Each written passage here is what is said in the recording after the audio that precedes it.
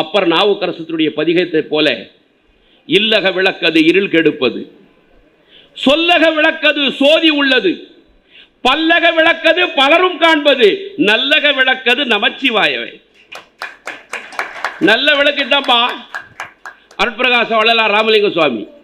நல்ல விளக்கு. எந்த விளக்கு? நமச்சிவாயே என்கின்ற 5 எழுத்து மந்திரம் நல்ல விளக்கு என்று சொன்னார்கள். இன்று விளக்கு எரிந்து கொண்டிருக்கிறது, அடுப்பு எரிந்து கொண்டிருக்கிறது. நம்ம பார்க்குறோம் காவி உடை, காவி. இந்த காவி கலரு எதுக்காக தெரியுமா போடுறாங்க? காவி என்பது துறவை மேற்கொள்ளுவதற்காக அணிகின்ற ஆடை, காவி ஆடை. துறவு ஸ்டார்ட் போடு.